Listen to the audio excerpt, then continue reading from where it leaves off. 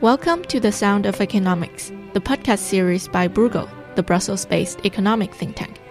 I am Yu Yunzhan, host of our monthly podcast, Zhonghua Mundus, that brings you recent updates about Chinese economy.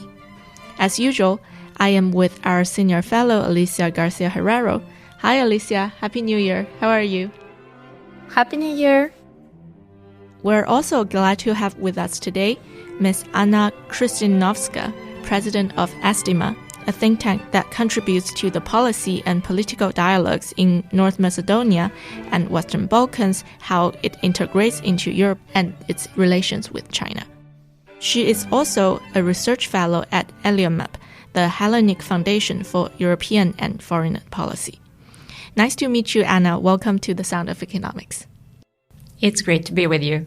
Today, we're delving into China's influence in the Western Balkans and how this affects Europe's economic security. Anna, why is the Western Balkans strategically so important? Well, there are three main aspects why the Western Balkans are important, both for the European Union and for China. First of all, in terms of geography or geostrategic importance, it's a region that is basically in the EU. So it is surrounded with EU member states, which makes the connectivity for the EU, especially in this part of Europe, in southeastern Europe, tightly connected to what's happening in the Western Balkans. For instance, if you want to transport goods or for energy connectivity, most of the routes, the most convenient routes, pass through the Western Balkans. But that is why the region is also important for China, because it's alongside its China-Europe Land Sea Expressway, which connects Athens and the Chinese-owned port of Piraeus to Budapest, which is also one of the strategic hubs for China in Europe. And then these countries are also important from a political point of view because they are all aspiring to join the EU, and their relationship with China has an immediate impact on the reforms that they are implementing in order to align with the EU acquis. And also later on, as they become EU members, their relationship with China will have an impact on the EU's relationship with China. And finally, there is the economic component, because China sees the region as a stepping stone towards the EU's single market, and Chinese companies use it as a testing ground to build their portfolios and become more competitive in the European Union.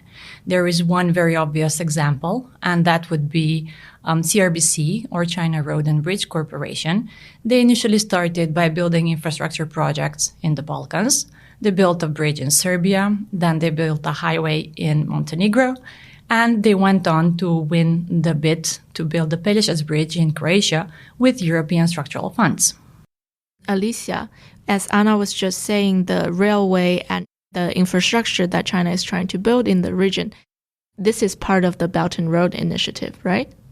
Yes, actually it's listed, at least from China's side. If you see NDRC projects, these are all BRI projects, Belt and Road Initiative projects. Of course, nobody really knows whether that NDRC list is the final list, and but in principle, yes, all of this is BRI. We need to realize that it started at a time where we had 16 and then 17 plus 1. It was only the Balkans. So I think we need to look at this as an Eastern strategy in a way of that China conducted. And then, of course, Ukraine came, and I think this double speed, in my humble opinion, so Eastern Europe kind of turned, it is back because of Ukraine, but I think the Balkans frankly didn't. I think that's the big difference here, to read these developments. And the question is, for Anna, for the Balkans to behave like Eastern Europe, what can happen? What is the trigger? What is the red line? Is there any red line? I think this is a very important thing, because nobody expected such a big change for Eastern Europe either, and it happened. But it took a big event, Ukraine. It's very interesting what you're mentioning, because the Albanian Prime Minister, Edi Rama, had made a similar comment after the war in Ukraine started, saying, will it take an armed conflict in the Balkans to make the EU integrate the Western Balkans sooner rather than later? But we have to say that the war in Ukraine somehow had a momentum on the accession of the Western Balkans as well, because Montenegro made quite a progress in opening and closing clusters and chapters. Albania also started the EU accession talks. Bosnia and Herzegovina got also to open the accession talks. So we do see some positive spillover when we talk about enlargement from Ukraine over to the Western Balkans. Sorry to clarify, because and I realized I wasn't clear, which happens many times.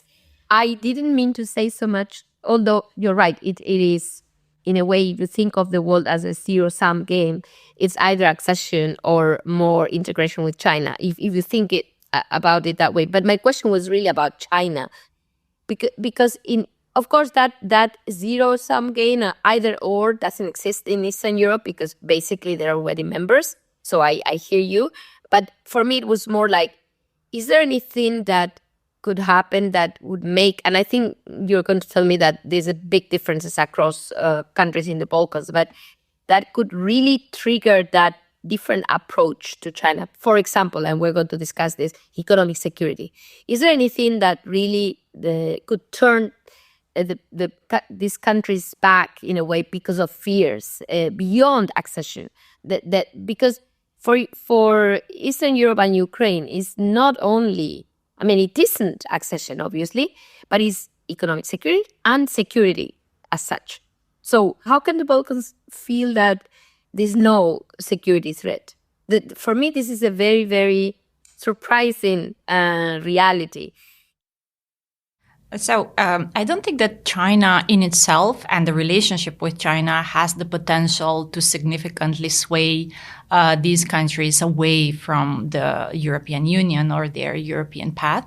But what most of the governments see in China is a nice supplement to what the EU is doing, or a way to fill in the gaps that the EU is leaving in the region. If we look back to 2012, when the China-CE cooperation started, China made available for all the participating countries a credit line of $10 billion. And it was only the Western Balkan countries that made use of these loans. Why? Because for the EU member states, they simply didn't need them. They had available EU structural funds to support their infrastructure development, so they were somehow not interested in China's offer. And this offer, the lending for infrastructure projects, was very interesting for the Western Balkan governments because they realized that they could use it for a number of projects that the EU and the European banks would simply not finance. That was, for instance, the Montenegrin highway project, or also the highway in North Macedonia. Both of these projects were very important for the local population and for the local authorities, but the European institutions simply did not see a financial viability in them. And the relationship with China came in very handy to somehow fill in this gap. And over time, it made China a strategic competitor or a rival to the EU in the region.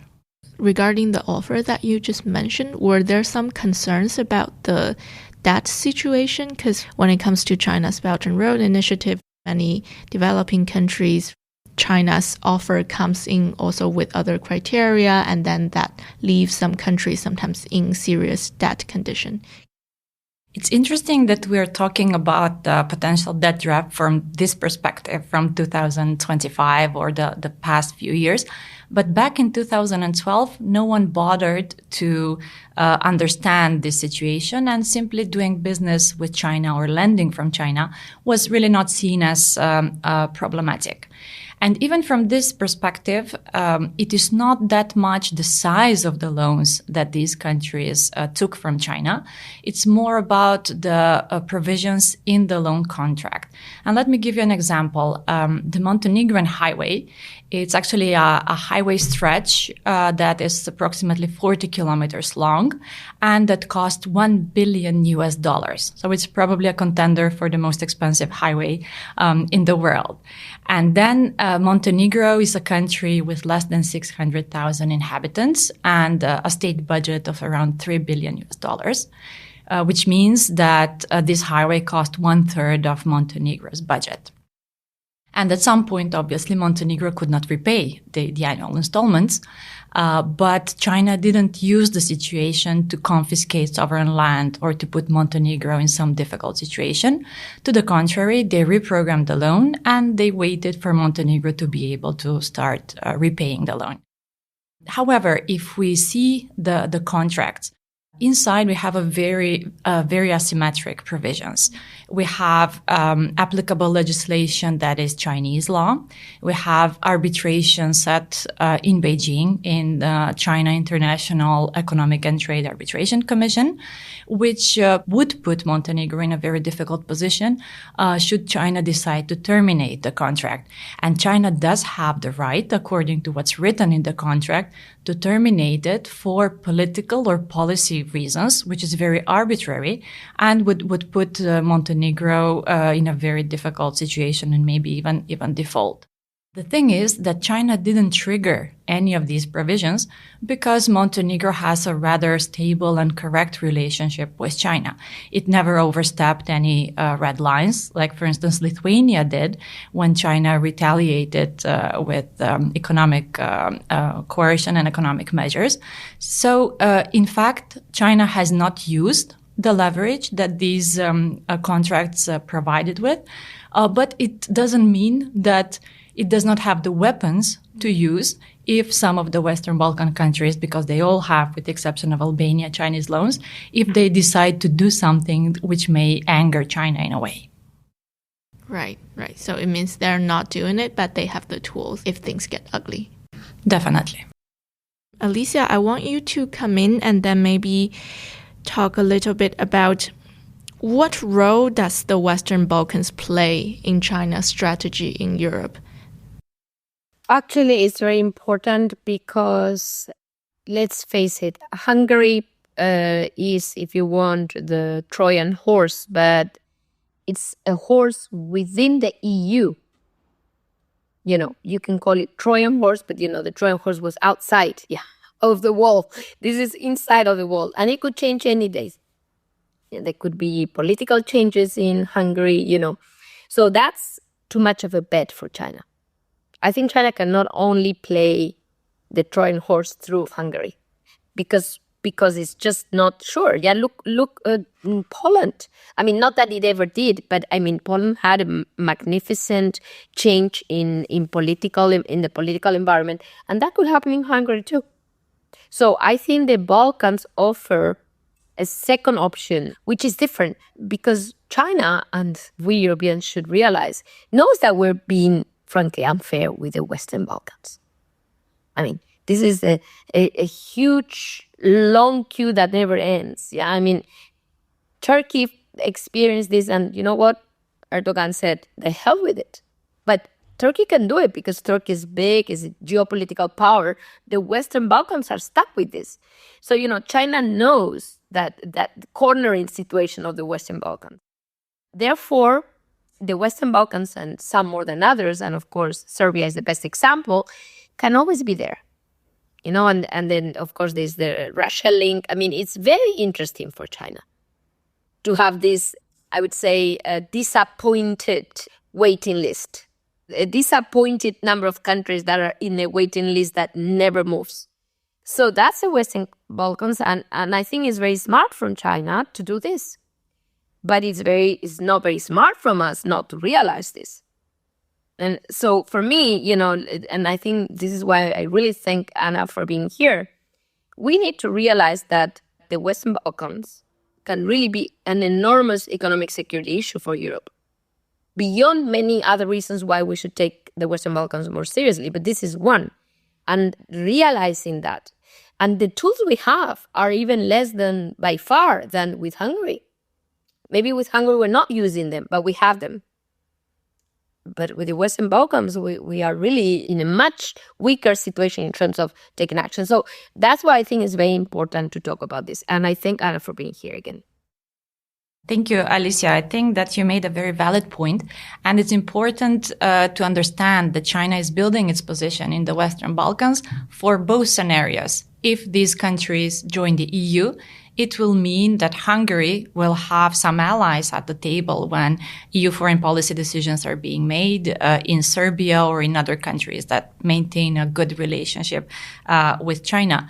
But even without being in the EU, China is using these countries in a way to undermine the EU strategic autonomy and economic security. The biggest interest for China in the region is the presence in the extractives and raw materials industries. What it exports from the Western Balkans to China consists predominantly of raw materials. You have, for instance, copper, which is even a critical raw material, but you also have chromium, you have Chinese investments in oil fields in Albania. You have a lot of steel mills that have been purchased by the Chinese. So in a way, China has the leverage to use these trade flows or to divert them away from the EU in order to satiate its own needs for raw materials. And now the discussion revolves around lithium and potential exploration of lithium in Serbia, which could satisfy up to 5% of the global demand. And the company that is the front runner to actually start mining lithium in Serbia, that is Rio Tinto, it's owned 15% by China's Chinalco. And also China is its most important and biggest client.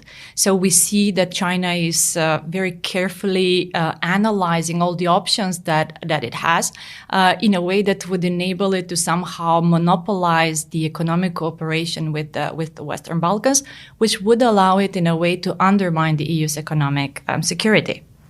How has the EU been reacting to all these actions and movements happening in the Western Balkans?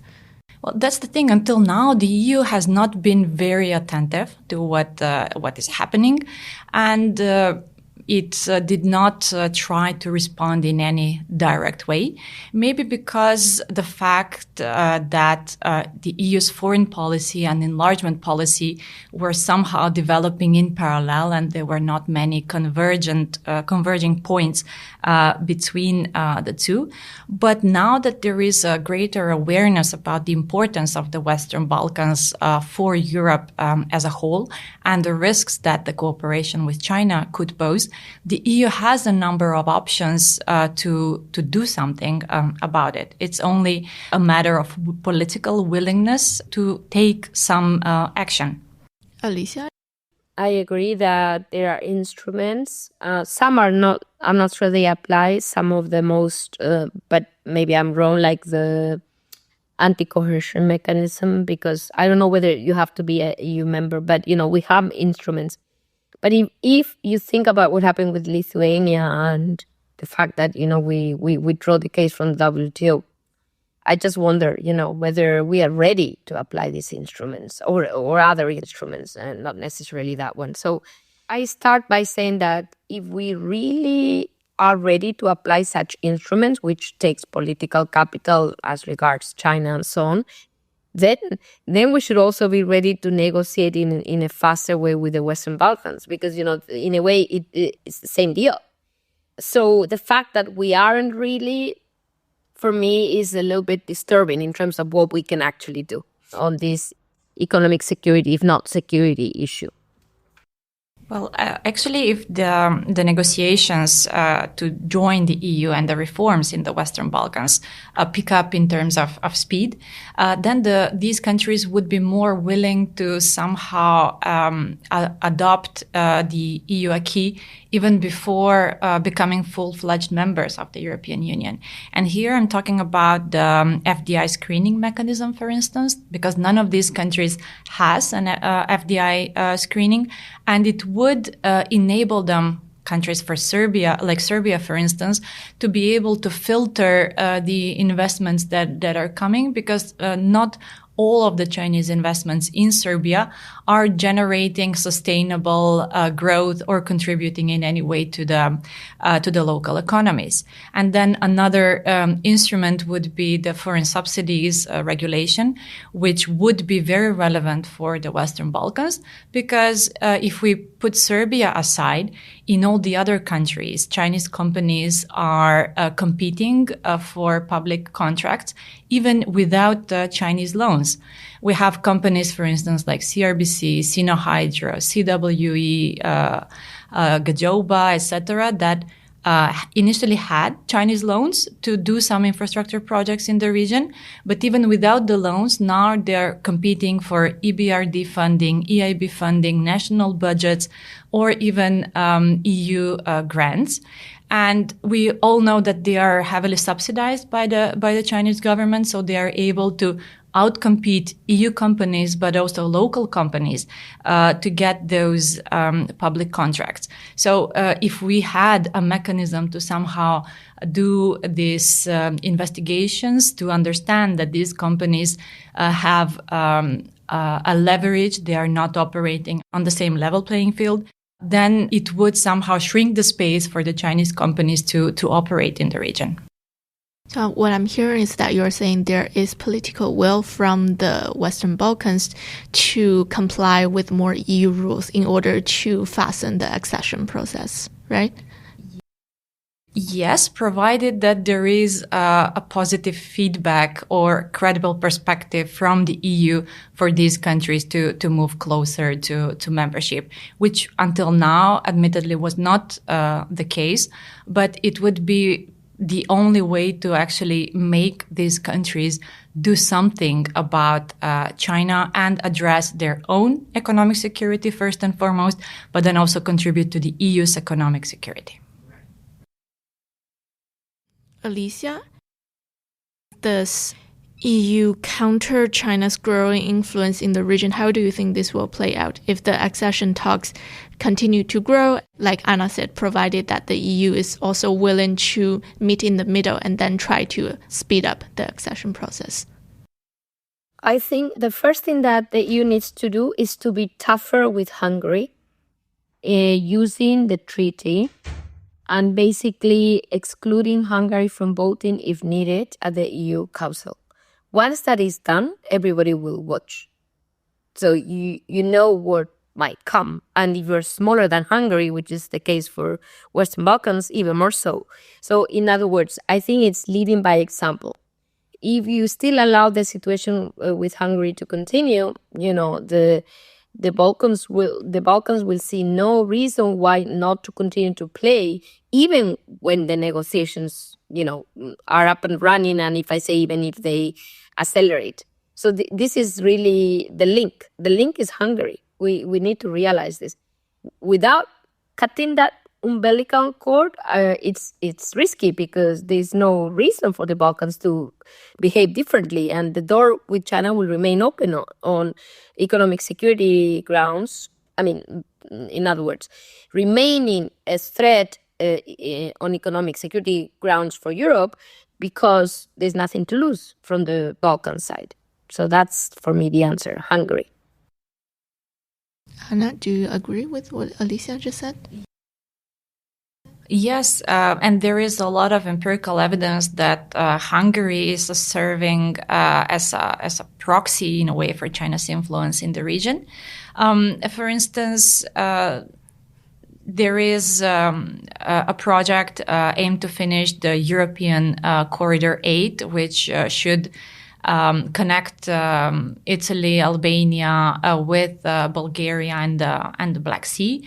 And since we got a new government in North Macedonia, they decided and even asked the EU to somehow channel the funding that was intended for this corridor, which is also supposed to be NATO military mobility corridor, to actually finish and modernize Corridor 10, which is connecting Athens, Skopje, Belgrade, and further on to Budapest.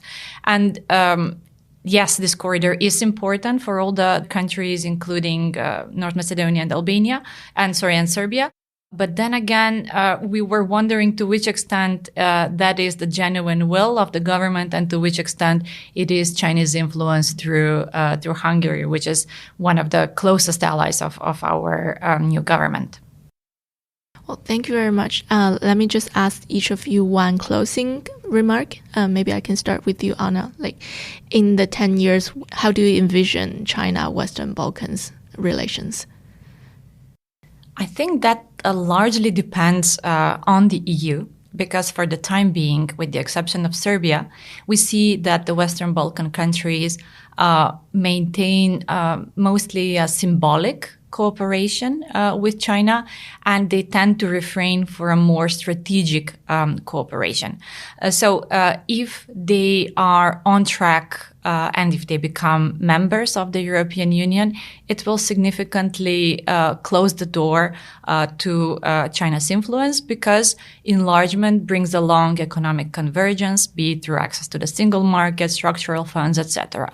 If this expectation for them to join the EU does not materialize, it will open up more space for China to be active in the region, because the governments simply see China as an economic opportunity and as a source of capital that can help them speed up the economic growth and development.